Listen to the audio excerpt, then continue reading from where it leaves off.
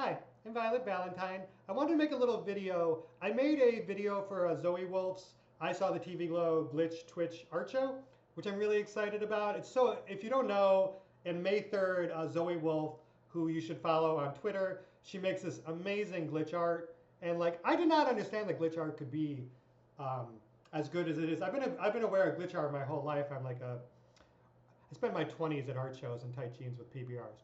Like, I'm a nerd for this kind of stuff. And I've never been impressed with glitch art. I always called it screensavers.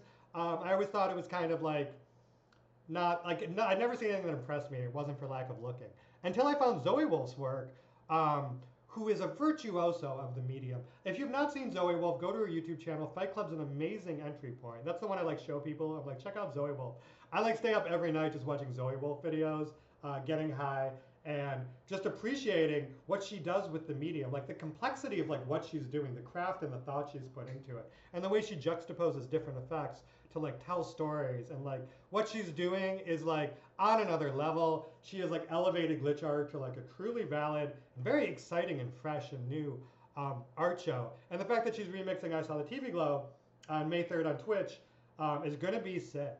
Like, I Saw the TV Glow is an iconic movie in my community. I don't need to tell you that. And it's like almost perfect for this kind of art. And some of the people involved in it, Ada Taylor, who I know from Twitter and is like a Spaces buddy, I saw her name is on it. A lot of people involved, like Zoe knows the people who know what they're doing, and it is very exciting to be a part of. And I have the opportunity to make a little short film. She wanted people to make glitch films inspired by TV Glow to play before the TV Glow stream, which you have to see. And then what I wanted to do, which I thought was a very interesting thing, I used to be obsessed with found footage. Like, speaking of my 20s, I spent my 20s like going to thrift stores with my friends. We'd go basically every day, if not every day, like 4 days a week at most. You know, we'd go through the mission. There were 5 or 6 thrift stores. We'd make our rounds, and we'd go to the VHS section. We'd go through every tape, and we'd spend all day doing it. And it was right when video stores were going out of business, when you could find insane stuff. And we would collect it and we would montage it. And a lot of those guys went on to like be big in that subgenre. Good for them. I, did a lot of great work, and I found myself very talented.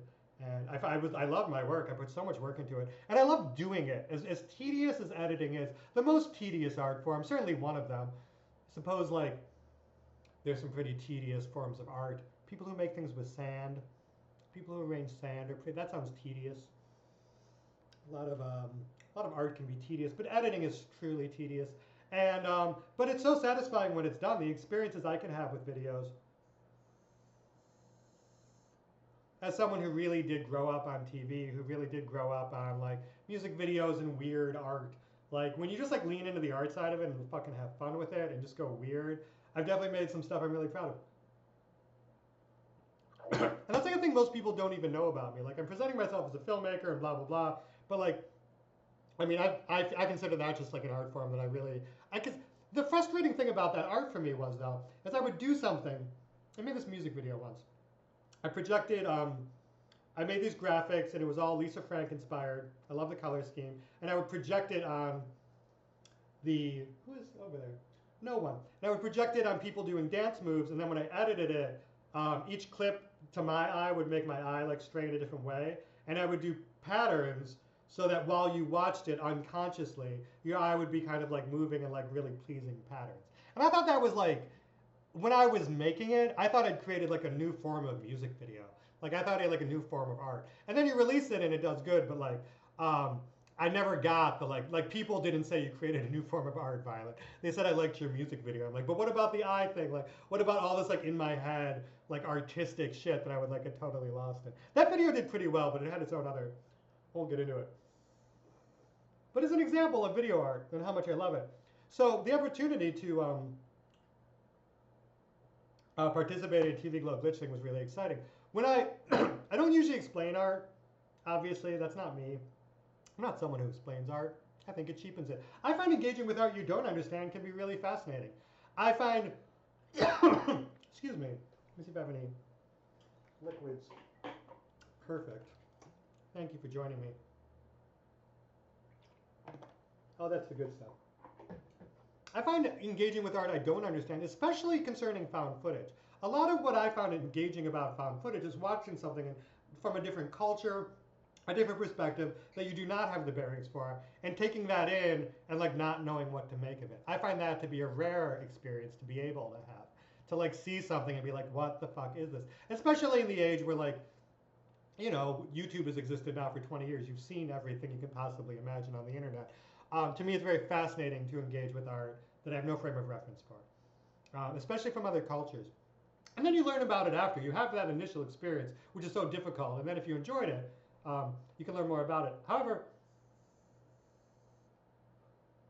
I made this piece of art that I'm really proud of, and I've shown it to people, and they have not known what to make of it. And that is fair. Like I used to be, falling back into making glitch art has been like a real brain thing for me because I did the thing where I got into it. I like was like, oh, I'm making this new form of like I'm doing interesting rhythmic things with glitches. I'm doing something that I'm really proud of and I think is really artistic. And then like I show it to my wife, who's like, I don't know what any of that. Like it's cool, but I don't know what you're doing. And I think my movie, this one is based on a lot of references. So I am going to explain it now.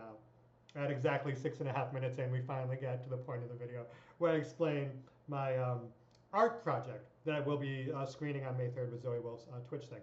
And so when I was asked to make something inspired by TV Glow, that was really exciting because TV Glow is such a thing. I spend all night, for those of you who don't know, on Twitter, just like hosting spaces. And since I'm like trans Twitter is sort of my audience, and like film is also sort of my audience, especially when that movie came out, and for like the 6 months after it came out, the most number one thing people come in and they saw it and they had a really unique experience about it. And I love that. I've had that conversation so much. So many people and I think all of them are interesting. I've talked to so many people about that movie, just because it's a good excuse to talk to them about like other things too sometimes. It's been a really nice topic. And one of the most interesting things about that movie for me, side note, is that like age is a big factor. Like you talk to, I have like three friends, four people I know. One of them's a Zionist. So that was the end of that. But the other three, between the age of like 27 and 34, maybe 27 and 32. Those people saw the movie, saw it 200 times in theaters, got the tattoo on their neck, are like TV Glow pill. Like that's changed their life. We were joking they want to do an art show where they watch it for 24 hours in an installation art. People around that age sometimes it really resonates with. Whereas I find people like Gen Z more, like even like Gen Alpha, are just like, I don't get this. Like I transitioned when I was like 16. This is like a movie about not transitioning. Someone who transitioned at 16 doesn't hit the same way it does for someone who's 27 2 years in. And likewise, I found playing it for people over 40 are like, I like this movie, but I'm not going to get the tattoo. Like it spoke to me. But there's, it's transition age is like a really specific thing, and the movie takes the bold choice of attacking that and like having it, and that's what makes it cool. But it's been fascinating talking about this. That's like one interesting thing I've talked about this movie a lot. I've had a lot of chance to like not only think about it as a movie, but think of it as the way it affects people in my community and like a piece of our community. I think it's fair that TV Glow is the first great trans movie and like one that's spoken to like a huge. What am I going on about? It spoke to a lot of people. So anyway, when asked to make my movie about it, I wanted to say how it spoke to me and how it didn't speak to me. Like, didn't speak to me positive, to be honest. But like the way it spoke, like what I find that interesting about that movie is a lot of things in terms of what I'm going to make my art with it. Which was the movie was about dysphoria. Something side note philosophically, I don't even like to say that word. I don't like to admit we do that. Cis people know way too much about it. I don't think dysphoria is also like a very good word. I think it's one way of describing something, but I think it's a very like negative, medicalized, like very like misunderstood, misinterpreted word. I think queerness is a lot more complicated than like hating your body or whatever dysphoria means. I know what it means. But I think there's a lot more to it, and I think it's very reductive. And I think it's a great way to talk insurance to paying for your surgeries. But yeah, in general. Not to say TV Glow confronts it in a bad way. That's just like my thought on that word. But for the sake of explaining what I'm talking about, I felt like that was a movie about dysphoria and also like not transitioning and like also like obviously like how the pop culture we consume like affects our concept of identity and how that plays into transgender stuff. So it's like the basic idea of the movie. So when I think about that, the thing that I take away from that is I find that like it's an uncomfortable thing to talk about, and I know why you wouldn't want to do it in an A24 movie. But like a thing that like a lot of trans people that's present is like the first time a lot of people saw a trans person was in pornography. It's unfortunate that it's that way. I'm making films specifically to like prevent other people from having to like having that experience, and I think pop culture is doing a lot better now. However, like people who transit, especially if you transitioned a few years ago, the first time I lived in a lesbian neighborhood in San Francisco. It's not like trans people weren't around, but even like there just aren't a lot of them. Just aren't a lot of us, and there were even less of them a while ago. So it's very common the first time you see that, and also like society, blah blah blah. So to me, like I wanted to more confront the like uncomfortable aspect that some trans people have, and like especially early forming their identity or whatever, with like that aspect that like is an uncomfortable, unfortunate. Oh, I don't know. I don't want to like stigmatize it. Like maybe it's not. It's just neutral. It's just a thing that happened. Um, so for me, to explore that world, like I would also want to do something about. And I think like one interesting thing about finding identity through porn is like the porn you find it through. Not to get too in the weeds about this, it's like not like that interesting of a topic and not one that needs to be discussed. However, like um, there's a lot of like funny types of porn. And a porn that I find very funny, not least of which because many of my friends have the kink and I find it to be hilarious, is I find like hypno porn to be hilarious. If you've not seen hypno porn, it's the funniest, weirdest shit in the world. There is some stuff I can't like it's its own genre, and if you haven't heard of it, treat yourself. So and like this, I could really like get really deep in the weeds and like explaining my artistic intention. I don't mean to go down a hypno tube, like tangent, but there is a type of porn called hypnosis porn that is also very found footage based and very glitchy and very experimental and like sort of overlaps with like a lot of what glitch art and montage does. It's like weirdly psychotically artsy in a way that like I like appeals to me as like a video editor.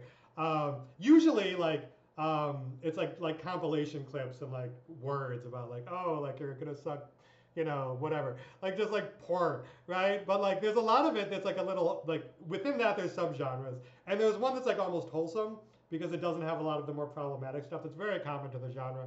And I'm not for the record I'm not defending the genre either. There's a lot of very problematic and racist and transphobic shit in there as a genre. That's why it's a punchline. But there is a more wholesome subgenre of it called the Bambi sleep hypnosis genre, which is great because it's not problematic. It's still porn hypnosis though. Google it, BambiCloud.com. If you're not familiar with it, it's a little upsetting. So I thought that was like a very funny and like artistic and like interesting place to approach the idea of like gender. A lot of it's too like is like literally like gender propaganda. I've seen some weird shit out there. Some weird shit exists. That's very much like it stops being porn and starts being like therapy in a lot of them. There's definitely like sissy hypno porn that like halfway through they're like, please just transition, like please accept who you are. It's a weird subgenre that like an embarrassing amount of trans women will not admit they ever flirted with, but like 30. I did a poll on Twitter. Do you know what Bambi sleep means? And like 30% of my audience knew, which is like, yeah, that sounds about right. that's Bambi sleep hypnosis. 30% of trans people get that reference. 30% of trans people who are my audience on Twitter, which is already like not real life. But that's the other thing. While I was making this, I forgot that like I live in a bubble where like these are like just casual references I can make. I digress.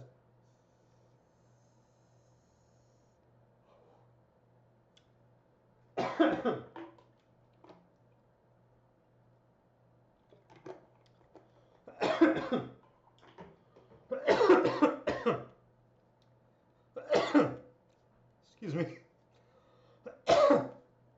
What can I say? So,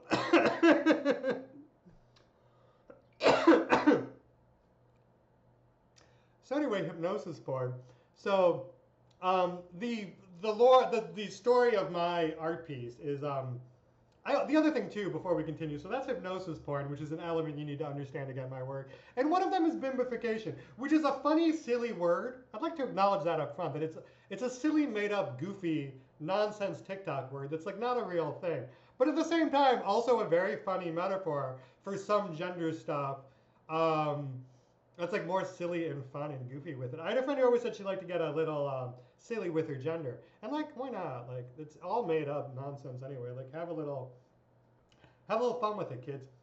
And bimbification, um, when I think about TV Glow, I think when I think about like the story of a dysphoric person not accepting themselves, um, or like accepting themselves through transition, which like like probably an implied theme of the story. Um, I think that's kind of boring. I think it's more interesting to bimbify and go like absolutely off the deep end with it. And to me, a very funny idea is if in the lore of Mr. Melancholy, who represents dysphoria in the movie, um, the lore of like how he is like a supernatural entity that is all consuming dysphoria for trans people. The idea of like a Matrix 2 Agent Smith, like there's the Pinko Peg, and you've got who represents like I guess people trying to be trans or whatever, and then you've got Mr. Melancholy who represents the dysphoria and like the eternal Buffy like struggle between those two metaphorical forces. To me, there's nothing funnier than imagining an Agent Smith type virus who's introduced in, totally unexpected, a mutation, if you will, a god entity, a glitch, who appears in Mr. Melancholy's realm as the Bambi Sleep bimbification entity and multiplies until it consumes absolutely infinity Mr. Melancholy, eliminating Mr. Melancholy, leaving only pure bimbification, the Bambi Sleep entity, which some people religiously, not to get on a tangent, but everything's a tangent when you're talking about Bambi Sleep hypnosis. Um, there are like different religious cults, usually people with psychosis, religious psychosis, who get obsessed with this hypnosis thing, and it consumes their life and eats them alive. And like to them, there's like different sects. There's Orthodox Bambis, there are heretical Bambis, and there's spiritualist Bambis, which is another vlog to get into. I've learned a lot about the Bambi Sleep cult because it is a cult. And it's weird because when I imagine Bambi Sleep hypnosis, I imagine middle-aged gooner type losers just watching that shit. And I'm sure there is a lot of that. But I had a friend who took me to a Bambi Sleep hypnosis Discord, and it was like mostly insanely hot early 20s cis women, like sex worker porn star types. A lot of trans women too, but like a lot of like, it's a lot more cool. Because as corny as this shit is, when an insanely hot 23-year-old woman does it in like a horny, fun way and is having fun with it, a lot cooler than when you're imagining like a middle-aged chaser being weird about it. Much cooler. That's why it's cool that Bambi Sleep is not problematic. It's a subgenre. Moving on. So to me, the idea of bimbification, like absolutely annihilating the concept of dysphoria, is also, although very funny, also a very powerful concept to consider.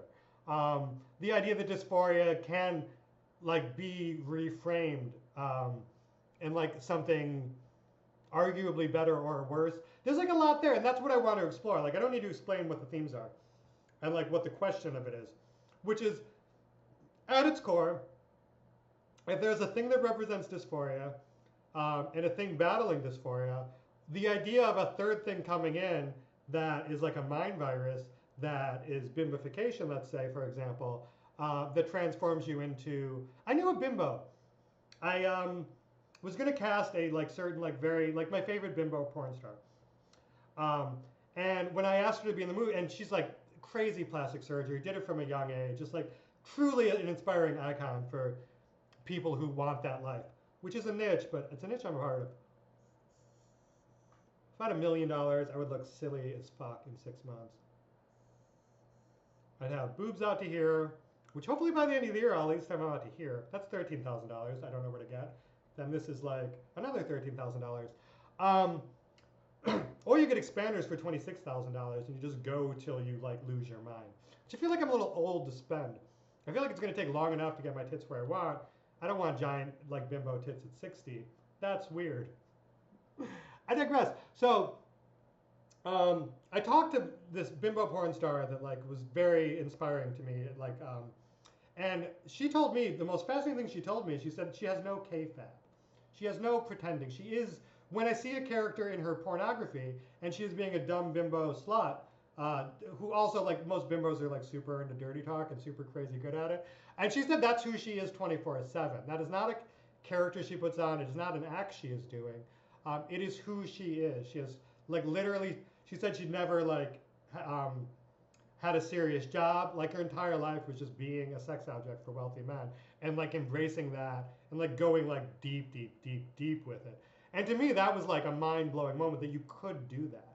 I assumed on some level, like it